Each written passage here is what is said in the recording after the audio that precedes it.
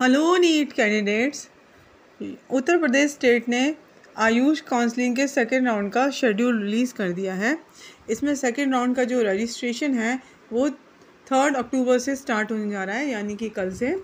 तो कल 3 अक्टूबर 11 AM से इसका रजिस्ट्रेशन स्टार्ट हो जाएगा और इसका जो लास्ट डेट है रजिस्ट्रेशन का वो है 5 अक्टूबर अप टू 2 PM, यानी कि ओनली 3 डेज़ के लिए ही ये रजिस्ट्रेशन ओपन होगी। इसमें जो डॉक्यूमेंट्स को अपलोड करने के लिए भी आपको सेम टाइम दिया जा रहा है, यानी कि 3 अक्टूबर टू 5 अक्टूबर।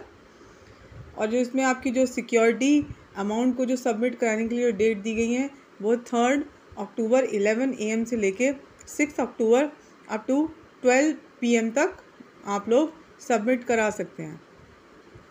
12 PM मतलब 12 नून तक, यानी कि आफ्टरनून 12 o'clock तक आप लोग करा सकते हैं। इसके बाद जो आपके डॉक्यूमेंट्स का जो वेरिफिकेशन है वो 4 अक्टूबर से स्टार्ट हो जाएगा और इसका जो लास्ट डेट है वो है 7 अक्टूबर, वही आफ्टरनून 12 तक आपका डॉक्यूमेंट का वेरिफिकेशन होगा। फिर जितने भी कैंडिडेट्स इसमें रजिस्टर करेंगे उनकी एक लिस्ट आएगी, यानी कि मेरिट लिस्ट आएगी, वो आएगी 7 अक्टूबर को, लेकिन ये आफ्टरनून 2 PM तक ही आ पाएगी। उसके बाद जो चॉइस फिलिंग है उसके लिए डेट्स दी गई हैं, 7 अक्टूबर से स्टार्ट हो जाएगी, यानी कि मेरिट लिस्ट आने के बाद से लेकर आपको टाइम दिया गया है 9 अक्टूबर इवनिंग में 6 PM तक आप लोग चॉइस फिलिंग कर सकते हैं। यानी कि 7 अक्टूबर 2 PM तक मेरिट लिस्ट आएगा, उसके बाद आपका choice filling and locking start हो जाएगा और आप 9 अक्टूबर 6 PM तक इवनिंग में इसमें चॉइस फिलिंग एंड लॉकिंग कर सकते हैं। उसके बाद जो इस राउंड का जो रिज़ल्ट है वो 10 अक्टूबर को आ जाएगा 5 PM तक। और फिर जिन भी कैंडिडेट को सीट अलॉट होगी उन्हें अपने डॉक्यूमेंट्स के वेरिफिकेशन के लिए नोडल सेंटर पर जाना पड़ेगा, यानी कि नोडल सेंटर लखनऊ में, वहाँ जाना होगा आपको 11 अक्टूबर से लेकर 12 अक्टूबर, यानी आपको 2 डेज़ दिए गए हैं और वो 5 PM तक आप इन दोनों डेज़ में अपना डॉक्यूमेंट्स का वेरिफिकेशन करवा सकते हैं नोडल सेंटर जो कि लखनऊ में। उसके बाद आप अपना अलॉटमेंट लेटर को डाउनलोड कर सकते हैं और जो भी आपको कॉलेज अलॉट होगा उसमें जो ज्वाइनिंग एंड रिपोर्टिंग का जो डेट है वो दिया गया आपको 13 अक्टूबर 5 PM तक, यानी कि आप अपना डाउनलोड करेंगे अलॉटमेंट लेटर। उसके बाद अपने अलॉटेड कॉलेज में आप ज्वाइनिंग की फॉर्मेलिटी कंप्लीट करने के लिए जाएंगे। इसके लिए जो लास्ट डेट है वो 13 अक्टूबर अप टू 5 PM तक आपको यही सारा प्रोसेस कंप्लीट कर लेना है।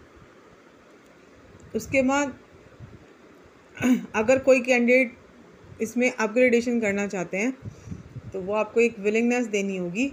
उसका जो लास्ट डेट है वो 14 अक्टूबर है, आफ्टरनून 12 तक आप लोगों को ये विलिंगनेस देनी है अपग्रेडेशन के लिए। उसके बाद जो अपग्रेडेशन का जो भी कैंडिडेट अपग्रेडेशन के लिए अप्लाई करेंगे कैंडिडेट्स, उसका जो रिज़ल्ट डेट है वो 14 अक्टूबर 3 PM तक इसका रिज़ल्ट आ जाएगा। और फिर से जिन भी कैंडिडेट्स को सीट का अपग्रेडेशन हुआ होगा तो वो लोग फिर से नोडल सेंटर पर जाएंगे अपने न्यू अलॉटमेंट लेटर के साथ और अपने डॉक्यूमेंट्स का वेरिफिकेशन कराने के लिए। इसके लिए डेट दी गई आपको 16 अक्टूबर 10 AM से लेकर अब 17 अक्टूबर 5 PM तक अपना ये जो प्रोसेस है ये कंप्लीट करेंगे। इसके बाद जो भी अपग्रेडेड कॉलेज मिला है उसका अलॉटमेंट लेटर डाउनलोड करेंगे और अपने अलॉटेड कॉलेज में आपको ज्वाइनिंग के लिए जाना पड़ेगा। तो उसके लिए डेट दी गई है 18 अक्टूबर 5 PM तक। ये पूरा शेड्यूल था। तो जो भी कैंडिडेट ऐसे हैं जो फर्स्ट राउंड में रजिस्ट्रेशन नहीं कर पाए थे वो इस राउंड में रजिस्ट्रेशन कर सकते हैं। तो जो भी कैंडिडेट ऐसे हैं जो सेकेंड राउंड में इस बार पार्टिसिपेट करेंगे उन सभी को चॉइस फिलिंग करना पड़ेगा, ये मैंडेटरी है। जो ऐसे कैंडिडेट्स हैं जिन्होंने फर्स्ट राउंड में रजिस्ट्रेशन नहीं कराया था तो वो लोग अब इसमें रजिस्ट्रेशन कर सकते हैं। इसका जो एप्लीकेशन फ़ी है वो 2000 रुपीज़ है। और जो ऐसे कैंडिडेट हैं जिन्हें कि फ़र्स्ट राउंड से कोई भी सीट अलॉट नहीं हुई थी तो वो लोग इस राउंड में पार्टिसिपेट करने के लिए एलिजिबल हैं और उन्हें दोबारा से सिक्योरिटी अमाउंट सबमिट कराने की ज़रूरत नहीं है। और अब उन कैंडिडेट्स को डायरेक्टली चॉइस फिलिंग करनी है, जो कि मैंने आपको बताया। चॉइस फिलिंग कब से स्टार्ट होगी?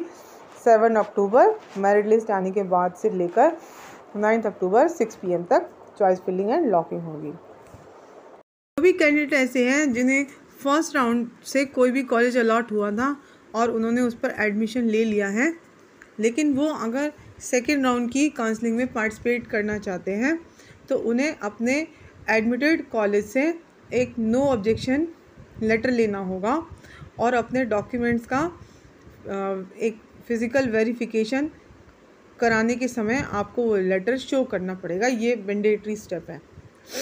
जो भी कैंडिडेट ऐसे हैं जिन्हें फर्स्ट राउंड से एडमिशन मिला था, तो वो लोग सेकेंड राउंड में रीशफलिंग यानी कि अपग्रेडेशन के लिए पार्टिसिपेट कर सकते हैं।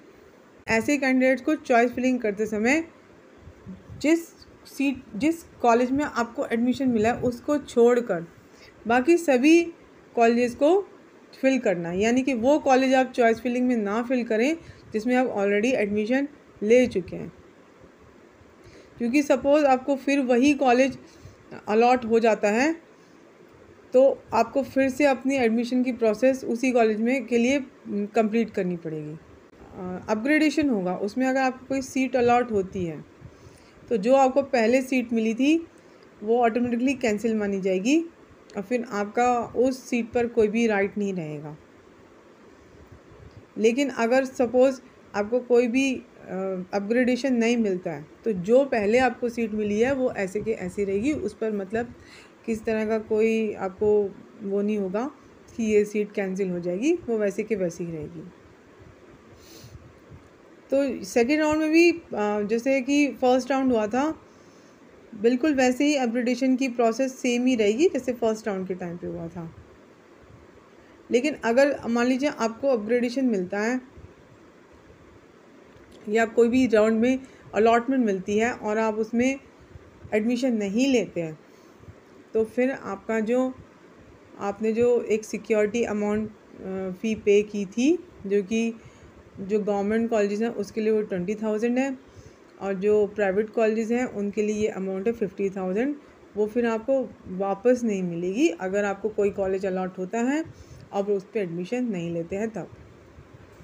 जो भी यूपी स्टेट कोटा की जो सीट्स हैं, जैसे कि उसमें जो कुछ पिछड़ा वर्ग होता है जिसको हम NCL बोलते हैं, या जो EWS है, ये नहीं है OBC के लिए बोल रहे हैं, जो बैकवर्ड क्लास के जो कैंडिडेट्स हैं और जो ये EWS कैटेगरी के जो कैंडिडेट्स हैं उन्हें अपना एक प्रमाण पत्र, अपना सर्टिफिकेट शो करना होगा जो कि 1 अप्रैल 2023 की डेट के बाद का होना चाहिए, या तो उसी डेट का हो या उसके बाद की डेट का होना चाहिए। और वो ये जो है ये आपको स्टेट से होना चाहिए, मतलब कि ये जो सेंट्रल वाला जो सर्टिफिकेट होता है वो नहीं माना जाएगा।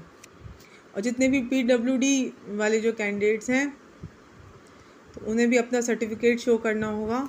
आपके जो डॉक्यूमेंट्स का जो वेरिफिकेशन है वो फिज़िकली ही होगा, उसके बाद ही आपका एडमिशन कंफर्म माना जाएगा। उसके लिए आपको सारे अपने ओरिजिनल डॉक्यूमेंट्स लेकर जो भी आपको डेट और टाइम बताया जाएगा वहाँ आपको जाना होगा, जहाँ से जो भी डॉक्यूमेंट वेरिफिकेशन जो ऑफिसर हैं वो चेक करेंगे आपके सारे डॉक्यूमेंट्स को। अगर आप डॉक्यूमेंट शो नहीं कर पाए तो जो भी आपको कॉलेज अलॉट हुआ है वो कैंसिल माना जाएगा। ये कुछ इंपॉर्टेंट पॉइंट्स थे जो कि मैंने आपको बताए। फिर भी आपकी कोई क्वेरी होती है तो आप मुझे कमेंट बॉक्स में कमेंट करके पूछ सकते हैं। Thank you.